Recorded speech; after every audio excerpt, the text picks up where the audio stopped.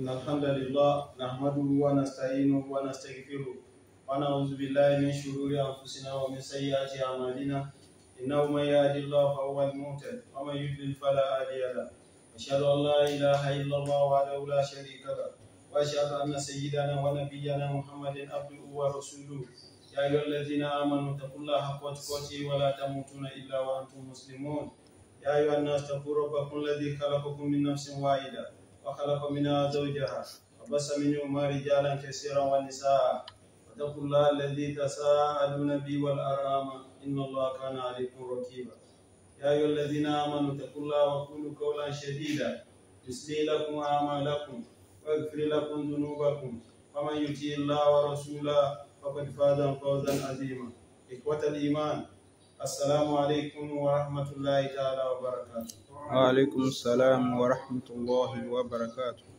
Give thanks to Allah subhanahu wa ta'ala who has given us another opportunity to gather here today, being the first Jumu'at in the holy month of Zul Hijjah, which is the 5th day of the month of Zul Hijjah in the year 1444 after the Hijrah of Prophet Muhammad sallallahu alaihi wasallam from Mecca to Medina, which is equivalent to the 23rd day of the month of June, year 2023. Our gathering here today, may Allah let it be counted among the acts of ibadah that is going to accept in this world and in the hereafter. Today, we are going to be discussing the Qudratullahi Ta'ala, as I mentioned to us last week, an act that is very prevalent within the circle of some of our Muslim brothers, which is an act that Allah subhanahu wa ta'ala does not want us to perpetrate ourselves inside, and what Rasulullah sallallahu alaihi wasallam has forbidden us from doing. We are going to be discussing that. Before that, we briefly going to tell us about what Udiyah and Eid el Adha is all about before going to that major discussion that we ought to have, that we plan to discuss. Because concerning the Udiyah and Eid el Adha itself, we've discussed it extensively last year, and we always want us to be progressing. But Allah subhanahu wa ta'ala had already told us that فَذَكِّرْ فَإِنَّ الذِّكْرَ تَنْفَعُ الْمُؤْمِنِينَ. We should keep reminding ourselves, because part of the reminder is what is going to be reawakening ourselves from the state of slumberness. May Allah subhanahu wa ta'ala forgive us and let us be among the righteous ones. Eid el Adha, as we all know, originated from Nabiyuna Ibrahim alayhi salamullah. And Allah subhanahu wa ta'ala told us in Surah Al-Sofat, Quran chapter 38, as Allah subhanahu wa ta'ala mentioned to us that, Ba'da'udhu billahi minash shaitanir rajim, Bismillahir Rahmanir Rahim, wa inna min shiyatihi ila Ibrahim, idh ja'a rabbahu biqalbin salim, idh qala li abihi wa qawmihi madha ta'budun. أَيِفْكًا آلِهَةً مِنْ دُونِ اللَّهِ أَيِفْكًا آلِهَةً دُونَ اللَّهِ تُرِيدُونَ فَمَا ظَنُّكُمْ بِرَبِّ الْعَالَمِينَ فَنَظَرَ نَظْرَةً فِي النُّجُومِ فَقَالَ إِنِّي سَقِيمٌ فَتَوَلَّوْا عَنْهُ مُدْبِرِينَ فَرَجَعَ إِلَى آلِهَتِهِ فَقَالَ أَلَّا تَأْكُلُونَ مَا لَكُمْ لَا تَنطِقُونَ فَرَجَعَ عَلَيْهِمْ ضَرْبًا بِالْيَمِينِ فَأَقْبَلُوا إِلَيْهِ يَزِفُونَ قال أتعبدون من تنحتون والله خلقكم وما تعملون قالوا بنوا له بنيانا فألقوه في الجحيم فأراد به كيدا فجعلناهم أسفلين فقال إني ذاهب إلى ربي سيهدين ربي هب لي من الصالحين فبشرناه بغلام حليم فلما بلغ معه سعيا قال يا بني إني أرى في المنام أني أذبحك فانظر ماذا ترى قال يا أبت افعل ما تؤمر ستجدني إن شاء الله من الصابرين فلما أسلم وتله للجبين وناديناه أن يا إبراهيم قال صدقت الرؤيا إن كذلك نجزي المحسنين إن هذا لهو البلاء المبين وفديناه بذبح عظيم وتركنا عليه في الآخرين سلام على إبراهيم كذلك نجزي المحسنين إنه من عبادنا المؤمنين وبشرناه بإسحاق نبيا من الصالحين وباركنا عليه وعلى إسحاق ومن ذريته إمام محسن وظالم لنفسه مبين Sadaqallahu al-azim. Allah subhanahu wa ta'ala told us that Nabiuna Ibrahim, wa inna min shiyati ila Ibrahim, want to give you a clear example from Nabiuna Ibrahim alayhi salamullah and part of the people associated to Nabiuna Ibrahim. Izi ja'a rabbahu biqalbin salim, when he approached Allah subhanahu wa ta'ala with a pure mind. Nabiuna Ibrahim alayhi salamullah has never participated in any act of idolatry. That was why Allah subhanahu wa ta'ala chose him as Khalilullah, as the most chosen person, the most blossom person to Allah subhanahu wa ta'ala. Allah said, when he told his father and the people of his father in the community that, what are you people worshipping? What will all these idols, what are they going to benefit you? What benefit are you going to derive from them? Instead of you worshipping Allah, you are worshipping idols that you created with your hand. What are you anticipating? What are you thinking about Allah? For you not to be worshipping Allah, be worshipping this idol. After some time, he now look onto this moon. He look nujum, stars. He looked towards the star. He now told them that, me, I'm displeased with whatever you are doing. My Allah subhanahu wa ta'ala who created these stars is one that ought to have been worshipped. I'm displeased, I'm sick about all what you are worshipping. After some time, he left them. After complaining to them that what you are doing is not the act of righteousness. He left them. When the people of Ibrahim alayhi salamullah, his father, when they went for a festival in another community, Nabiuna Ibrahim was from Iraq, in a community called Huru. That was where he came from. So Nabiuna Ibrahim wasn't an Arab, like Prophet Muhammad sallallahu alaihi wasallam, that came out from the Bani Hashim. But his great grandfather was Nabiuna Ibrahim alayhi salamullah. Who is going to ask Allah how he arranged this one chronologically? Who is going to challenge Allah? His great grandfather is from Iraq, and he himself, we are saying, is from Mecca, best known to Allah subhanahu wa ta'ala. When we go to the chronology of how Nabiuna Muhammad sallallahu alaihi wasallam, his ancestral tree, we are going to get to how Allah subhanahu wa ta'ala made it like that. So when they left, Azara, the father of Nabiuna Ibrahim alayhi salamullah, when they went to the other communities to go and worship their idol, Nabiuna Ibrahim alayhi salamullah went to their shrine and he destroyed all the idols that were there. We can get all this from Surah Al-Sofat. When he now got there, he now said,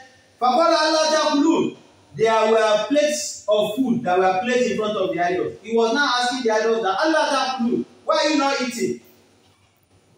You, this idol that they place food in front of, why are you not eating? And you are not speaking. You are just there. After some time, interrogating the idols, he knows that they can't eat, they can't talk, they can't do anything. He just used his right hand. He now destroyed one of the idols. He now left the idols and he went on his way. But part of the sirah that we learned, or that we've been hearing, was that he destroyed all the small idols that were there. So the biggest one among them, he now left it. So the axe he had used to destroy all those ones, he now hands it on the neck of the biggest idol. Wallahu ta'ala. So, when the people now came back from where they went to worship their idol, the way some people used to go from one place to another. Even some of our Muslim brothers, they will travel from their community and travel abroad. The name that, not they are going for Hajj, they said they are going for something somewhere else. Is it in line with Rasul? Is it part of the tradition of Prophet Muhammad? And if you go there, is it what Rasulullah sallallahu alaihi wasallam asked us to do? Is it what they are doing there? So when they came back, they now went to their shrine. They now discovered that all the idols were destroyed, had been destroyed. So none of them knew when it happened, and precisely to say who was the person that was the suspect. Wallahu khalaqakum wa ma ta'malun. And Nabiuna Ibrahim alayhi salamullah had already been telling them that don't worship this. It is Allah subhanahu wa ta'ala that created you and knows what you are doing, that you ought to have been worshiping. He used to tell them like that. They had a lot of communications within themselves. At the end of the day, they concluded that it was Ibrahim because he had been admonishing them. So they now concluded that there is nothing we are going to do. We are going to go and look for him. We are going to tie him and throw him into the fire of Jahim. Not the Jahim of the day of the Qiyamah. Their own hellfire that they want to create is the one they want to call Jahim. They did that. Everybody in the community, they went and fetched dry woods that they will use to what? To set Nabi Ibrahim alayhi salamullah ablaze. They did that. And after they come together, they agreed on a particular day. The very day that they were going to throw him into the hellfire, Allah subhanahu wa ta'ala told Angel Gabriel alayhi salamullah that my bosom person, my chosen servant, nothing must happen to him. So all the plots that they plotted, Allah disgraced them at the end of the day because they threw Nabi Ibrahim alayhi salamullah. They threw him into the hellfire. But Allah subhanahu wa ta'ala told the hellfire that Ya nar kunni bardan wa salaman ala Ibrahim. Oh, you this fire, you should be conducive for Nabi Ibrahim and become peace unto him. Somebody inside the hellfire, and Allah subhanahu wa ta'ala instructed the fire that it must not, the intensity of fire must not touch Nabi Ibrahim. So all what they are planned for, Allah subhanahu wa ta'ala supported them in their planning, but did not allow their plan to be executed. Because they plan, without the support of Allah subhanahu wa ta'ala, they will never have opportunity of coming together and do what? And plan. So when all their effort became futile, Nabi Ibrahim alayhi salamullah, after the number of days that he spent inside their fire, he came out handsomely. He now said, "Oh, there is nothing I will continue to be doing here. I have to leave this community and go and look for my Allah subhanahu wa ta'ala elsewhere. And to continue to be guiding me on his path." That is Subul Salam, on the right path. Sabilus Salam. When he now left, he left Iraq on going to where? On going to Mecca. On his way, when he got to Egypt, that was where he had incidents with the king of Egypt, and that was where they gave him a slave called Hajar. Sarah was the first wife, so they now gave him Hajar. Because Sarah was so beautiful, the king there, then, and here in Egypt wanted to collect her. He wanted to collect her. He now said, no, she is my sister. He denied, according to the Surah. So the king was unable to forcefully collect Sarah from him. At the end of the day, because of their understanding, he later gave him Hajar as a slave. So it was, and Sarah had been barren. Allah subhanahu wa ta'ala had not blessed her. So they've been asking Allah subhanahu wa ta'ala, give us child, give us children, give us child, give us children. At the end of the day, it was Sarah that even advised her husband, Nabi Ibrahim, that, so, as Allah subhanahu wa ta'ala here to bless me, because I know he's going to bless me, can't we start from this our maid? If you can marry her, hopefully what you have been asking Allah subhanahu wa ta'ala all this while, maybe Allah subhanahu wa ta'ala will bless us through her. You can see the submissiveness and the faithfulness of the first wife. And Allah subhanahu wa ta'ala, after a very short period of time, Allah subhanahu wa ta'ala answered their prayer through Hajar. And she was the one that gave birth to whom? To Nabi Ismail alayhi salam. So, Nabi Ibrahim alayhi salam, Rabbi habli minas salihin. He asked Allah subhanahu wa ta'ala, give me offerings, give me progeny, give me another generation, minas salihin, from the righteous people. Whom, whatever we are asking from Allah subhanahu wa ta'ala, we should attach the condition we want. Not just say Allah give me child. Allah has different kinds of children in His place. He can give you any kind of child. That anytime you wake up in the morning, in the afternoon, at night, it is shed of tears that you'll be shedding. When you are wondering which kind of child it is. But it is specified. So you need to tell Allah subhanahu wa ta'ala, the Hajj I want to go for should be Hajj Mabrur. The one that I will go, I will return back to my people, not the one that I will be. Not the one that I will go and come back and now become the person that will be selling alcohol. Not the one that will go and come that will become a prostitute. Not the one that will go and come and become a fraudster. You have to tell Allah. Because going to Hajj is honor from Allah subhanahu wa ta'ala. You being there to perform the Hajj rites is opportunity for you. Returning back to where you left from is an opportunity for you. So for you to sustain that gurma and that honor that Allah subhanahu wa ta'ala has given you, you need to be asking Allah subhanahu wa ta'ala for his support. So Nabi Ibrahim asked Allah subhanahu wa ta'ala, Rabbi, abli minas salihin. Give me children from among the righteous children. So whatever we are asking from Allah, we should ask for the best. Papa said now be gulamin halim. Allah now said, we now gave him the glad tidings. We gave him the news that is going to give birth to what? A bouncing baby boy. When Nabiuna Ishmael alayhi salamullah, when he now attained the age of puberty, when he attained the age of puberty, that you have known that this boy has matured. That was when Allah subhanahu wa ta'ala, because Nabiuna Ibrahim alayhi salamullah had already told Allah when we go to Surah Ibrahim, that Allah, if you give me child, I'm going to use that child to sacrifice. I'm going to use the child as a sacrifice for you. So when Nabiuna Ismail now matured, his father now had a dream. You know, say, the father now called the child, that was Nabiuna Ibrahim. Inni arafil manami, I saw in my dream. Anni azbahuka, I saw that I slaughter you. I sacrifice you for Allah subhanahu wa ta'ala. What did the child now say? Fanzuru mazatara. Oh my father, no problem. Let's see what will happen. Kola ya abati. Oh my father, if alma tuma, do whatever your Lord, our Lord, has instructed you to do. Satajiduni, inshallah, we not sabirin. By Almighty God's grace, you are going to meet me among the people that are what? That are patient. You can see a child, his father. You can see what he told his father. Falama aslama wa tallahu lil-jadbi. When they now got to the place, after the boy, the prophet, Nabiuna Ibrahim alayhi salamullah, had already submitted himself to his father. Wa tallahu lil-jadbi.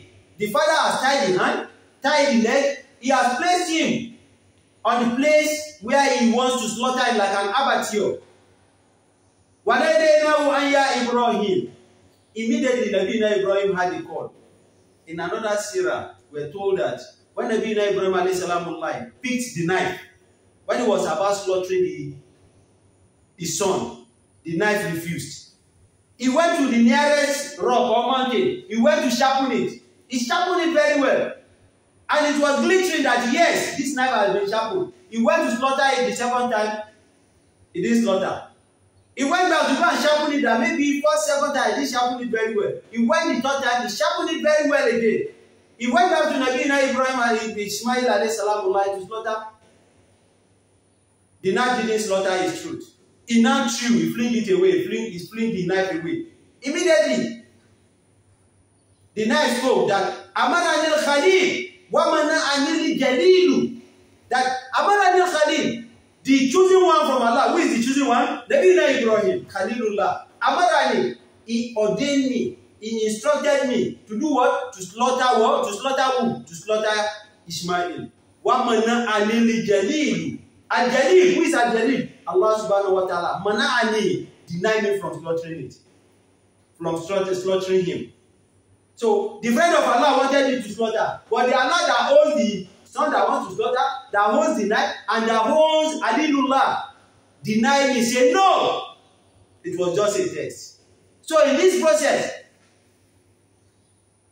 Nabiuna Ibrahim alayhi salamullah, wanadaynahu. Immediately they now call him, Anya Ibrahim, that, oh Ibrahim, listen, for this subductor ru'ya, that the dream that you had, for this subductor, the pledge you pledged with Allah subhanahu wa ta'ala, for this subductor, you have fulfilled it. Inna kadhalika najzil muhsinin. This is how we, Allah subhanahu wa ta'ala, we used to do what? We used to reward our righteous one. So Allah subhanahu wa ta'ala now instructed that one angel should go and bring a ram from Jannah and use the ram to replace whom? To replace Nabiuna Ismail alayhi salamullah. That is the genesis of how we used to slaughter during Eid el Adha.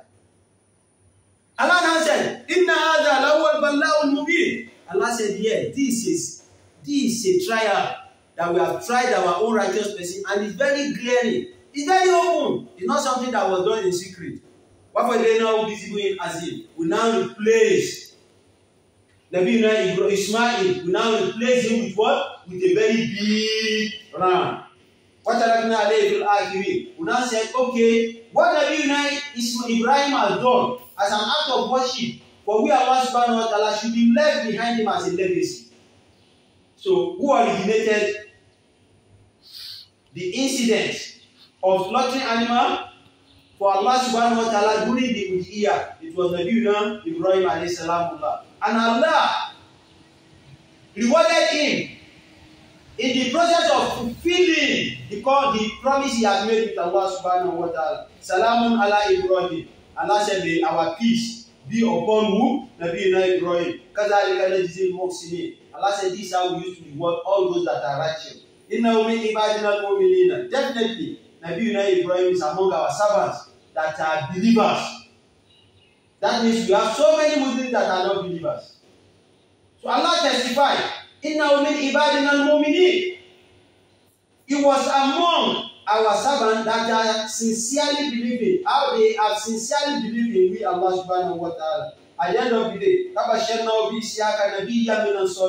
we now gave him a good glad idea that, oh, Ibrahim, after what you have done, after the reward we have rewarded you, we are promising you that you are going to give birth to another son, and the son will be what? Will be called Isaac. Isaac is a language from the Abarani, like people speaking Aramaic. And the meaning of Isaac is Min Makari Saeed, from a far distance. You know, Sarah was the first wife. She was one man that Allah subhanahu wa ta'ala gave whom? Isaac. The second wife that was whom? That was Hajara. She was one that gave birth to the first son. Ishmael, the meaning of Ishmael is Isma'a, to listen. Ilu is Allah subhanahu wa ta'ala. So the meaning of Ishmael is Allah listening to me. Ishma is to listen. Ilu is Allah hearing me. Ishmael, Allah is hearing me.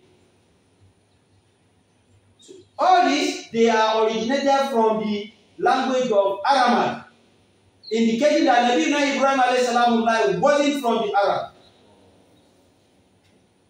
Allah subhanahu wa ta'ala said, Allah said, we now bless Nabi Ibrahim with and all what belongs to him. Isiaka that came after Ismail, we also bless him.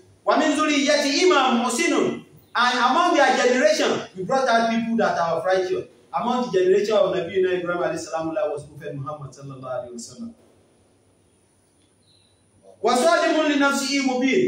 And those that are righteous, Allah subhanahu wa ta'ala said, we brought them out from the generation of Nabi Ibrahim alayhi salamullah. And those that are unrighteous, that have transgressed, that are forcefully or misguided themselves, they too will come out from them as well.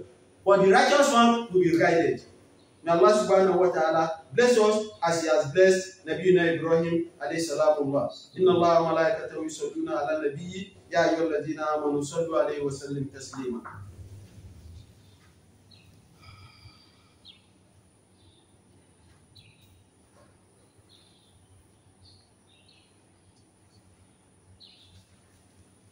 Alhamdulillah, wassalatu wassalamu ala ma la nabiyya ba'da. We've narrated to us how Eid el Adha started and from where it started from. That is Ta'riful Udhiyah, the essence and the meaning of Udhiyah. And the sirra associated to it, we have narrated to us. Allah subhanahu wa ta'ala, is it the one that commanded us to do Udhiyah? Yes. If not him, we will not have Surah Al-Kawthar that Allah subhanahu wa ta'ala said, Ba'da a'udhu billahi minash shaitanir rajim. Inna a'tainaka al-Kawthar fasalli li rabbika wanhar inna shani'aka huwal abtar. Allah subhanahu wa ta'ala said, Inna a'tainaka al-kawthar. O Prophet Muhammad sallallahu alaihi wasallam, we are giving you a garden or spring of water called al-kawthar, just to make you happy, because this chapter was revealed on the Salah day when the remaining son of Nabi Muhammad sallallahu alaihi wasallam died. That was Ibrahim alayhi salamullah. Allah now said, Fasalli, O Prophet Muhammad, yes, we gave you, and we have collected him back from you. Fasalli, stand up and go and pray. And do what? And slaughter. Inna shani'aka huwal abtar. All those that are mocking you that yes, Allah has forsaken him. It's not that he has been clamoring up and down. He has killed his only remaining son on day of Salah. Allah said those ones are the ones that will not have an ending. And one of them that was running up and down in Makkah that very time was called Al-Asi ibn Wahil. Al-Asi ibn Wahil. He was the one that was running up and down, was saying, Qadibtala Muhammadin, Qadibtala Muhammadin, Qadibtala Muhammad. Allah has forsaken Muhammad, he has killed his remaining son. And that was why Allah now said, Fasalli lirabbika wanihar. Stand up and go and pray. What has happened to you that has not happened to other people? You are my servant. I made you the prophet. I made you the Rasul sallallahu alaihi wasallam. I made you the Khatimul Anbiya wa Imamul Mursalin. Fasalli, go and pray. Wanihar, and that's your animal, go and sacrifice it. Inna shani'aka huwal abtar. All those that are mocking you, they will never end well. And Asi ibn Wadi, at the end of the day, this man in Makkah, Rasulullah sallallahu alaihi wasallam, had to point to his leg like this, that you are mocking me, you are mocking me, you are mocking me. That leg was the leg that killed Al-Asi ibn Wadi. So brothers, there are some people, even within our circle as we are today, they are choosing by Allah subhanahu wa ta'ala. If you misbehave with them, if they raise their hand up to Allah like this, whatever they ask Allah to do for you, Allah will do it. Either good or bad. So we have to be very, very careful. We don't know the natural gift that Allah subhanahu wa ta'ala has given individual. There are some people we call mujibud dua, that immediately they talk like this, the sun will not set before Allah subhanahu wa ta'ala will answer their prayer. They are still in our midst. Some of them are in our house as we are talking like this. But you won't know them. Even they themselves might not know themselves. But anything they say, if you come to pass, it might be the person washing your toilet in the masjid. It might be a shoemaker that I don't know. And the man that we have big al-kiba, that have big beard, that he has to serve. He might be calling Allah 1 million years, Allah might not answer him. So don't disregard anybody. You don't know the tawassul between one person and another person inside of Allah subhanahu wa ta'ala. So Eid el Adha is a commandment from Allah subhanahu wa ta'ala that we must do what? That we must observe.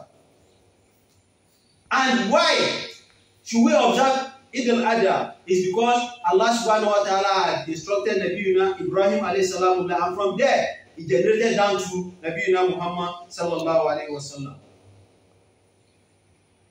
Now, Rasulullah sallallahu alayhi wa sallam told us that animals that are required for us to use for this sacrifice, he mentioned them. But the best among them is what? Is the ram. And particularly it's because of that ram that we want to talk today. So every one of us, as we have learned from the lesson we have, or from the chapters that we have, from the verses that we have translated from the chapter of Surah Al-Sofat, how Allah subhanahu wa ta'ala sent the ram to Nabiuna Ibrahim alayhi salamullah, we've gotten it, right? Now, ram is the best. And if we are going to purchase a ram, it must be a ram that is not less than 1 year. Any ram that is less than 1 year, you cannot use it for Eid el Adha. And it must be for one person. It mustn't be for 2 people. That I don't have money. Let me and brother let's join money together. No, it's not acceptable for a ram. So if you don't have that money this year, you leave it till next year. You ask Allah subhanahu wa ta'ala to provide more for you till next year. 2 people cannot join money together and buy a ram. For a cow, it was reported that the cow must be 2 years and above, going to 3 years of age. And minimum of 7 people should put money together to buy 1 cow for Eid el Adha. If it is for a camel, we know camel is bigger than cow. It must be from 7 years. The camel must have matured until the age of 7. And from 7 people and above, they can join money together and buy that for Eid el Adha. But for ram, it must not be less than 1 year, and it must be for only 1 person. This is what Rasulullah sallallahu alaihi wasallam told us. Now, we go to the market. What are the things that we must observe on the animal that we want to buy? We've agreed that now this is what Rasulullah sallallahu alaihi wasallam told us to do. Rasulullah, in an authentic hadith, we're told that Nabi Muhammad sallallahu alaihi wasallam slaughtered 2 animals in the last Eid el Adha that he observed. He slaughtered 1 for himself and his family. The second one, he now said, "Oh Allah subhanahu wa ta'ala, I'm slaughtering this for all my ummah that will come after me that will not have money to buy." So if me and you were unable to buy this year, Rasulullah sallallahu alaihi wasallam had already slaughtered for me and you. But Allah will continue to bless us so that we too can be buying and be buying for people. One of the conditions that we must observe when we go to buy the animal is al-awra'u wa bayanun aw wa bayanin awra'uha. The animal that you see that the eye, he has an eye stigma, or the eye is catalytic. That if the animal is looking into this direction of the north, invariably is looking to the south. That his eyeball is not looking in the right direction. You must not buy it. You know, we have not talked of maybe it's a disabled animal now, maybe by leg or whatever. You must not buy it. That from the eyeball, you discover that the animal is looking in this direction, but the eyeball is turning to the west. You must not buy it. And it is very obvious that the eyeball is facing another direction. And al-uruf, al-marid, an animal that is sick, that where you want to buy it, they are just struggling to raise it up from where it's kneeling down. They are telling you, Alaji, come and buy it. Alaji is very good. And they know, the seller knows that it's not good. So you should look for an healthy and healthy animal to buy. For what? For your sacrifice. Number 3, al-arija, a disabled animal. That maybe the 2 legs, the 2 hands in the front, or the 2 legs at the back, they are not at the same level. One has 2 feet, the other one has 1.5 feet. You must not buy that kind of animal for what? For Eid el Adha. You can buy it for your suya that you want to do barbecue. Because the animal we are buying for Eid el Adha is for what? Is for act of worship. The way you are observing your salawat, the way you are preparing to go for Hajj, the way you are preparing to, is an act of worship.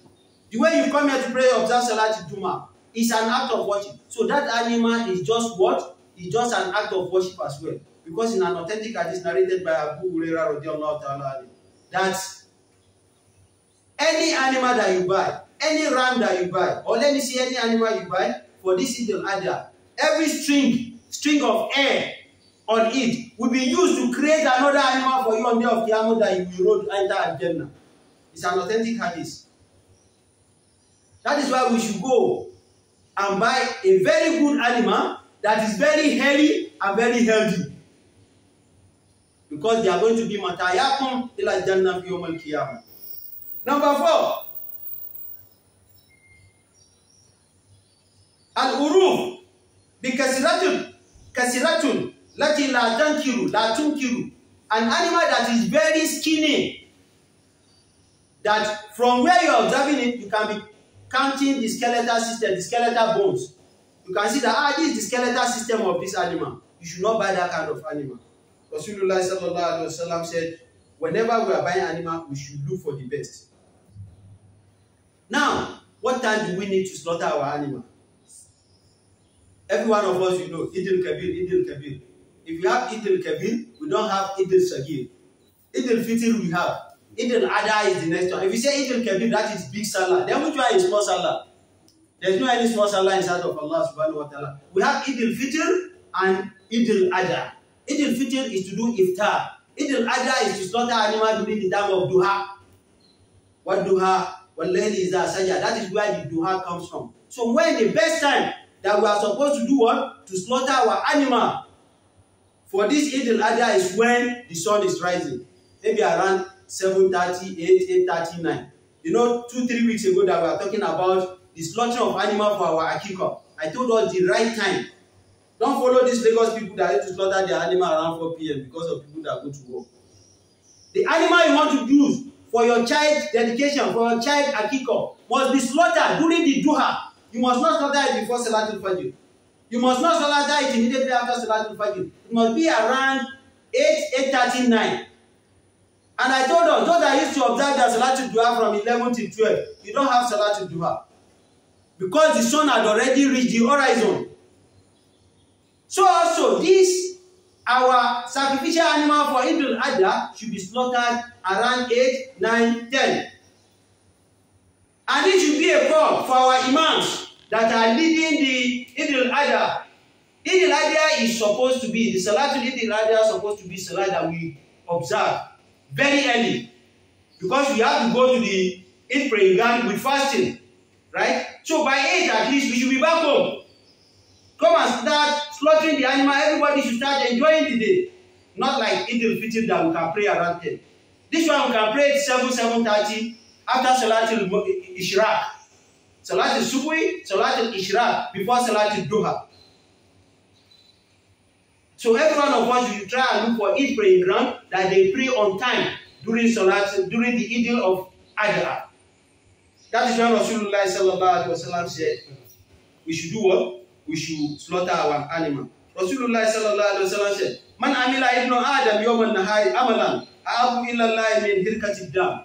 He said, one of the best acts of worship that Allah subhanahu wa ta'ala used to be pleased with on day of Eid el Adha is the sacrification of the animal, or sacrificial animal that you slaughter the animal and the blood will be split on ground. Min irkati dami. For the blood to do what? To split on the ground. Allah subhanahu wa ta'ala is to be happy. Because you are doing what? That because of whom? Because of Allah subhanahu wa ta'ala. Now, for the person that doesn't have money to buy animal, we can see how the economy is now. We don't need to disturb ourselves. Whatever Allah subhanahu wa ta'ala has provided for you at this particular time is what you should use. And we all know that you must not borrow because you want to satisfy or you want to make your family to be happy. You must not borrow money to do what? To buy the sacrificial animal for Eid el Adha. The way that you must not borrow to pay for your sadaqah. And one of the common things that is very rampant in this Yoruba land is if they are doing their nikah, akidu nikah, you see one man will now say, the groom has brought the money for the sadaqah, everybody should come and be contributing. So that the money can be merged. Okay, now if we say everybody that contributed into the sadaqah money, they can also contribute into the night of that woman. Is it haram? Will that be haram? Because they have contributed to the sadaqah. You can see a lot of shenanigans that we are bringing or incorporating into the basic thing that Rasulullah sallallahu alaihi wasallam had already told us that this is how you should do it. How we do now say, come and contribute into the sadaqah? It's very rampant in the Yoruba land. And we ask Allah subhanahu wa ta'ala to let our man that are doing this to stop it. So whatever the groom has, if it is 1,000, even if he doesn't have money, he can tell the bride that, okay, I don't have money now. If I have money, I'm going to give you 50,000 as your sadaqah. If I have money, inshallah, I'm going to build a 3-bedroom flat for you. That is what is going to be your sadaqah. Inshallah, if I have money, I'm going to give you 5 million. You see it for Hajj next year. Maybe it's 3-point-something million this year. By next year, it will increase. Or we ask Allah to let it come down. I'm going to give. You can make promises like that. So that promise has been your tawassul, or has been your usul for you to open a gate. So if everybody is now contributing, are they all the people that will enter through that gate? So those of us that we know people doing it around us or wherever, if you are fortunate to be in a garden like that, if you can't correct the malam, it's better you leave there so that the nonsense will not be in your presence. Don't let anybody contribute to anybody's sadaqah. Whatever the groom is capable of giving to his bride, he should give her. We can make promise that I will give you so. But in terms of Eid el Adha, you should not take on credit. You should not take on credit. Rasulullah sallallahu alaihi wasallam forbade that. Abu Hurairah radiallahu ta'ala anhu, in Medina, one very day, during the time of Eid el Adha, he was not having money. He was now going up and down with a big cock red, a big cock, a bankaji, he now hold it like this. So he was going back home. So people were not seeing him. Other people were with their arms. He was with his hand. So they now went to Rasulullah sallallahu alaihi wasallam. That Rasulullah sallallahu alaihi wasallam, does it mean that you can also sacrifice a cock during Eid el Adha? Rasulullah sallallahu alaihi wasallam said, no, don't do that. Abu Hurairah did that because he wants to make his family to be happy. He is not sacrificing, he is sacrificing that for what? For Eid el Adha. So if we too, between now and Wednesday, if we are unable to get 100,000, 150,000 to buy a ram, let us go and buy the bankaji, so that our people should be what? Should be happy, so that your children will not go to the next house. You make them happy. Part of the blessing of Eid el Adha is to make your what? Your family to be happy. And that is part of the lesson we learn during Eid al-Fitr, that 2-3 days before Eid al-Fitr day itself, our zakatul fitr, we should deduct it and go and give the people who want to give, so that they too, they will have good anticipation that in our house, Rana Sallah, which we are going to eat in our house. And if you go to eat praying ground, you have not deducted your zakatul fitr. If you come back, you don't become Sarai again. It's not the zakatul fitr. So whatever we want to do, we should do it on time, affiliate it to what? To act of ibadah, and to also ask Allah subhanahu wa ta'ala that the blessing should be shared within our family. So part of the blessing, or part of the beauty of Eid el Adha, is to make our family to be happy. On the day of Eid el Adha, Rasulullah sallallahu alaihi wasallam encourages us that we should all wear our good clothes, new clothes, and go to Eid. Even the menstruating women, Ulugul Marami told us that they can go, but they should not enter. Even they can stay directly behind the fence of the Eid ground. They can stay directly behind, so that they will be appreciating Allah subhanahu wa ta'ala with the people that are inside, and also have opportunity of listening to the khutbah of the Imam. So you can see the beauty that is not compulsory, but is sunnatu mu'akkada. Sunnah that is very tantamount to what? To farida, to fara'id. So, on the day of Salah, we should allow our people to be free. Those that are going to slaughter animal. A woman, no matter her status in life, she will want to be going up and down. Kitchen, you can't deny a woman, no matter her status. Even if she's a president, she wants to enter her kitchen, to do something in the kitchen. We are very fortunate in this geographical location we found ourselves. In some countries, they can't slaughter animal. If you slaughter animal, you are being caught, you will be convicted. So those that are in some countries that they can't slaughter animal, what is the Sharia point of view? And they are due. And you see, what Rasulullah sallallahu alaihi wasallam told us is that, so somebody that we can say is up and doing, a rich person, Sharia-lically, is somebody that can eat in the morning, can eat in the afternoon, can eat at night, can eat 3 square meals, and has what he's going to eat tomorrow. That is a rich person in the definition of Sharia. Not until you have 50,000 in your account. That you are comfortably, you eat today. Tomorrow, you will eat. We don't say next tomorrow. At least for 2 days, you can eat comfortably. You are a rich man in the face of Sharia. Because the next day, you don't even know, maybe you are going to exceed the next day. But Allah subhanahu wa ta'ala has given you opportunity to bring together the provision of what we sustain you to do tomorrow. And Rasulullah sallallahu alaihi wasallam had already told us that we should not have a long-term plan. Whatever plan we are planning, we should plan for the immediate. Because that long-term plan, you might not fulfill it. But we are asking Allah subhanahu wa ta'ala to give us a long lifespan so that we can be more righteous. We use that opportunity to correct all the misdeeds that we have done. So Rasulullah sallallahu alaihi wasallam said, we should allow our women to be free on the day of Salah. Which kind of animal did Rasulullah sallallahu alaihi wasallam now?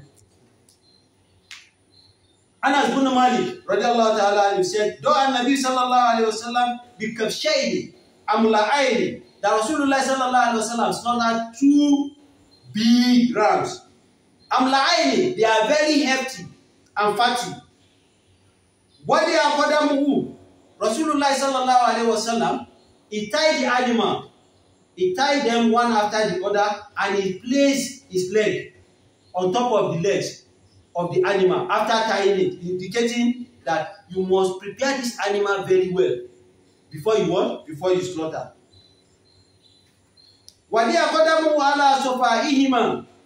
He placed his leg on the 2 legs after slaughtering them, and he used the uznu, the ear of the animal, to cover the side. Yusamma wa yukabbir. And Rasulullah sallallahu alaihi wasallam, he mentioned his name. Wa yukabbir. And he did what? He did takbir. Bismillahi Allahu Akbar. Period. That is what you use to do your slaughtering of animal. So if any one of us knows that, you don't need to be waiting for any imam. That is what you need. Bismillahi Allahu Akbar. Can a woman Islamically, can she slaughter her animal? Yes, she can. If she has the boldness, she can. So Rasulullah sallallahu alaihi wasallam had taught us all this. Now, we have talked about the time that we need to slaughter this animal.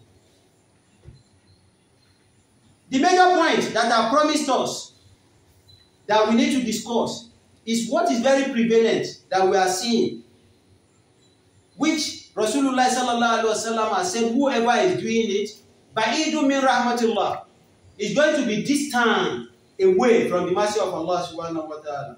And what is that? Is at-ta'arishu bain al-bahahim, to be using animals for gambling, to be using animals to be fighting each other in the name of competition. In those days, while we are growing up,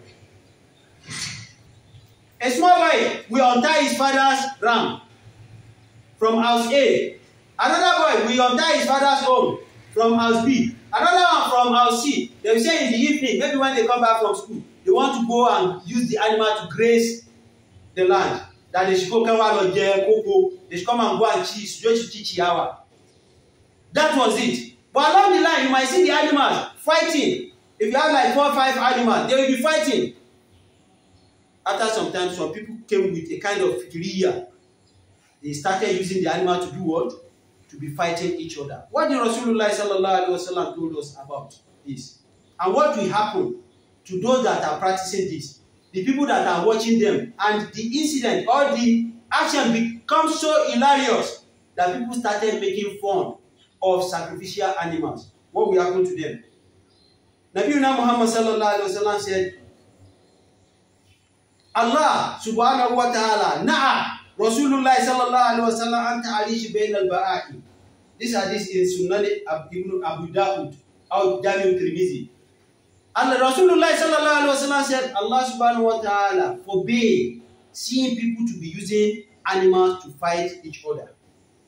As Allah subhanahu wa ta'ala told us that these animals, they are not meant for that activities you are engaging them in. Allah told us in Surah Al-Baqarah, Quran chapter 2, verse 29. Allah said, I created for you everything that is on the earth's surface. And to do what we call this, for us to enjoy ourselves. Allah told us again in Surah Yasin that وَذَلَّلْنَا لَهُمْ فَمِنْهَا رُكُوبُهُمْ وَمِنْهَا يَأْكُلُونَ. Me, Allah subhanahu wa ta'ala, ذَلَّلْنَاهُمْ لَهُمْ, I soften this animal for you. Ordinary that end, kaji, adie. If Allah subhanahu wa ta'ala release that end to us, we will discover that you are nobody. Not talk of a ram, not talk of a lion.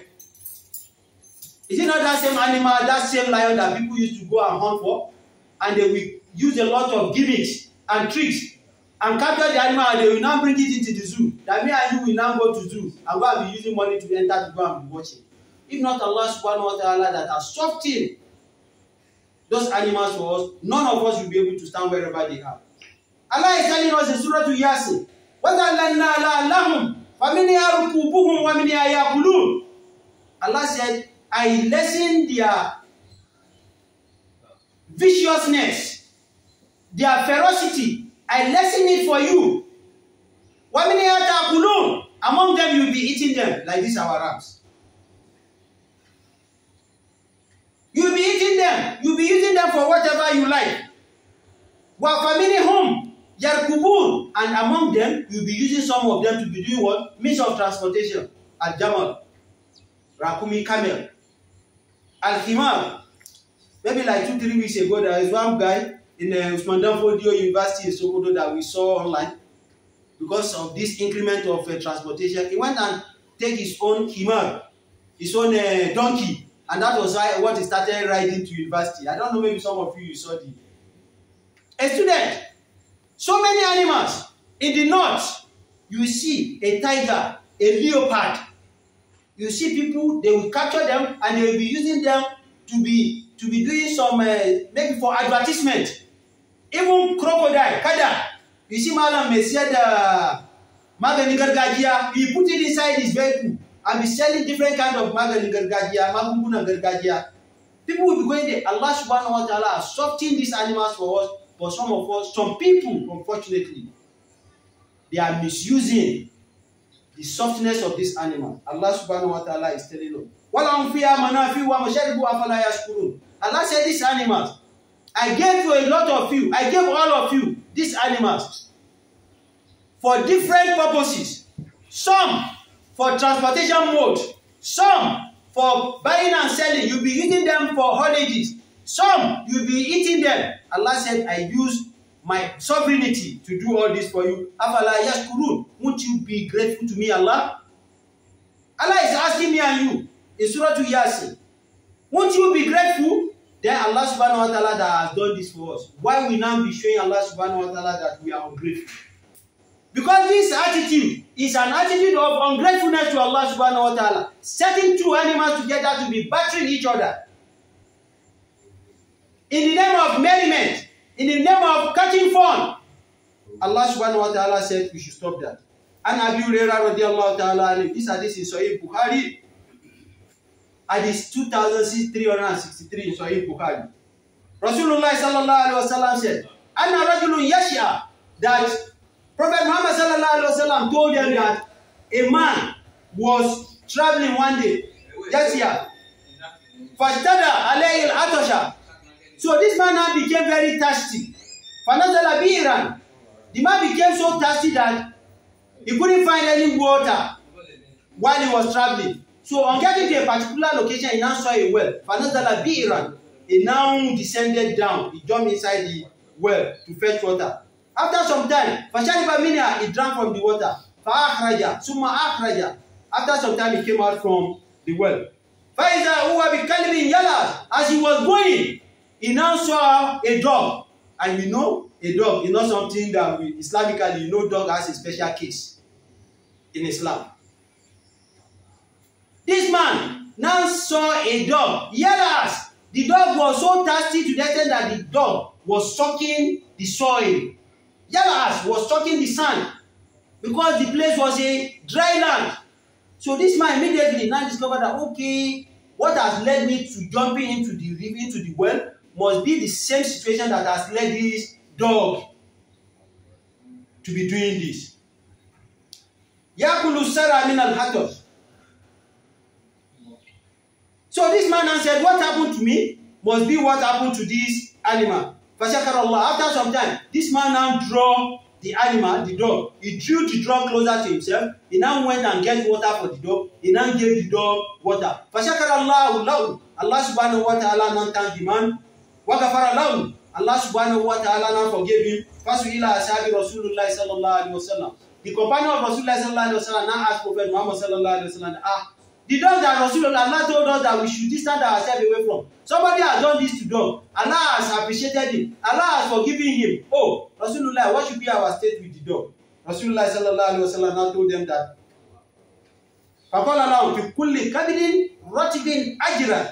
that for any living soul that has liver, al-kabid, liver, for any living soul that has liver, you must cater for that thing. Forget about that it's a dog. Forget about that it's a pig. You must cater for it and rescue you from dying.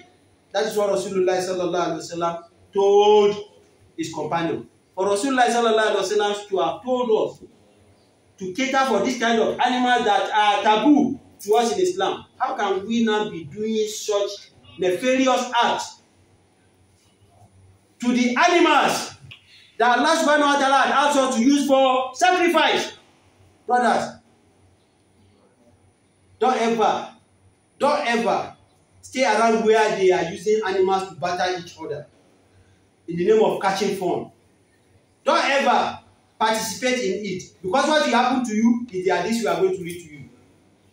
You that you engage in it, you see where you belong to. You that you stand around them, that you are catching fun, you see what will happen to you, both in this world and the hereafter. May Allah not let us be among the unfortunate ones in this world and in the hereafter.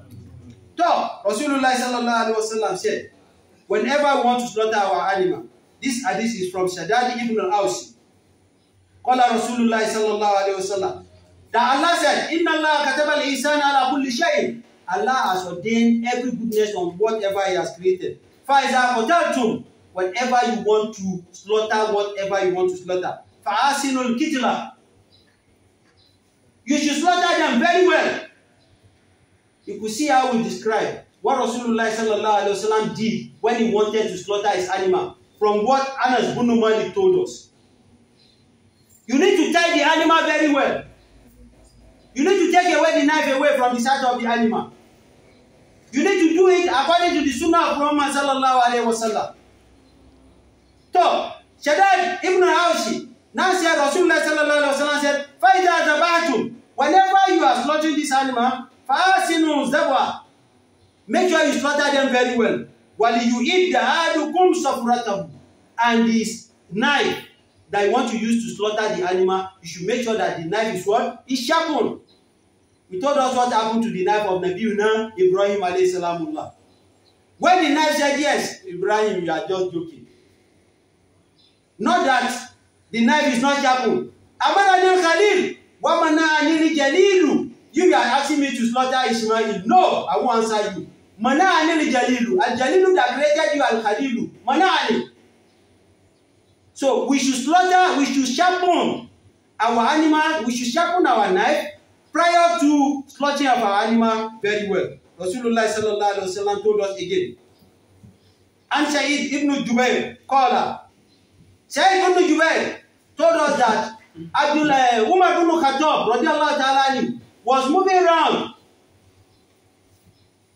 in Medina one very day when he was the Khalifa. He now sighted some children of age. Mara ibn Umar, Abdullah ibn Umar, the son of Umar ibn Khattab, not Umar, in Medina.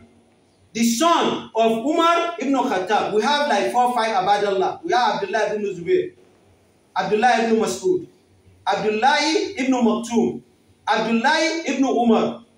We have them like that, 4. They call them Abadallah. So one out of them is Abdullah ibn Umar, the son of Umar ibn Khattab, the younger brother to Ufsa, one of our Ummahatul Mu'minin. He was walking in Medina one very day.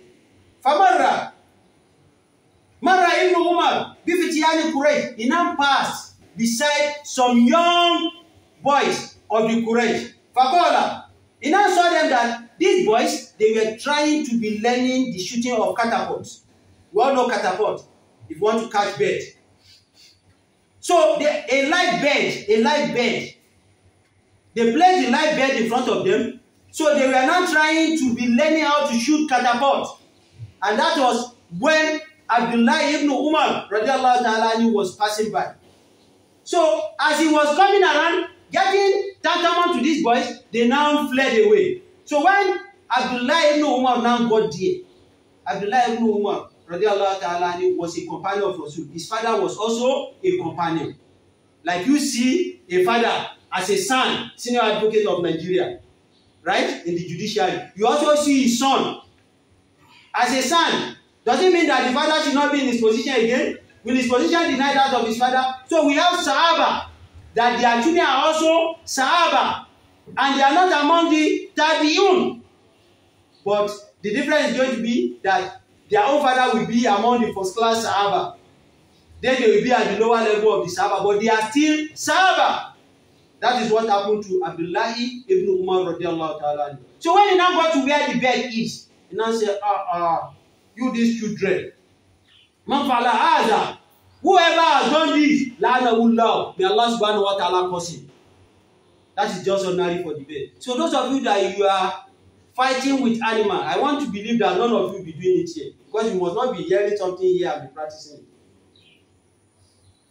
So people that you know in your area that are doing that, tell them that it's not good.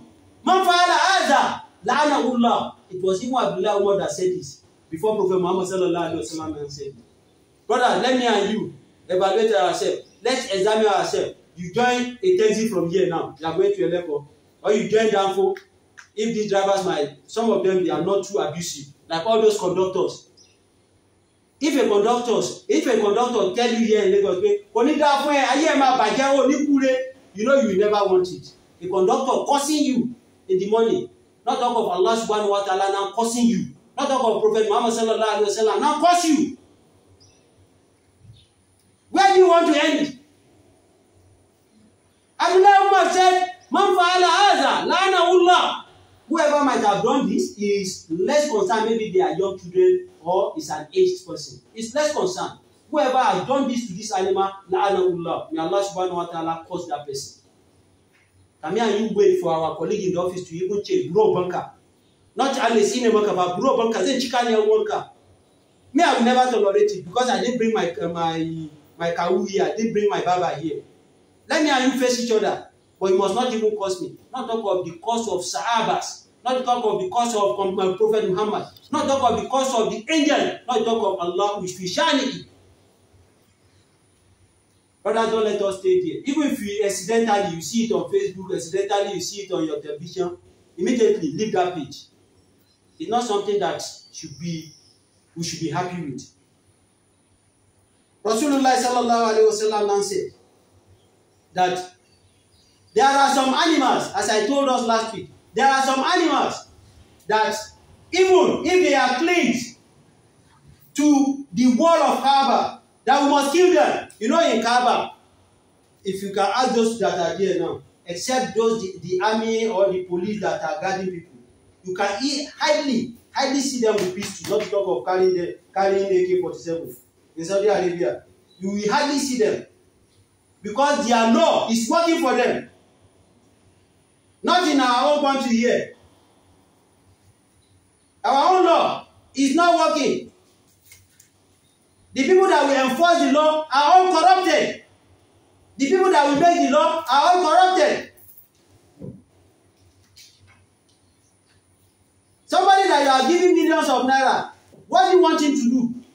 What law do you want him to pass? See what happened when they were trying to get a Senate president. They said somebody was sharing between the two contestants that we know, was sharing $500,000 to each senator, so that they can vote for him. The person has landed, according to what we read, he has landed in UK when he failed. He's now in UK hospital. 43 he voted for them. Now, brother, convert $500,000, even at 500 naira per dollar. Convert it, $500,000 with house in social place in Abuja, with so iPad. And somebody was there in Nikon Hilton in Abuja. He's also a senator, first-time senator. He was the one that gave all the money to. So the person that gave the money now has said that the person he gave the money to also has cheated him in sharing the money. That was why he didn't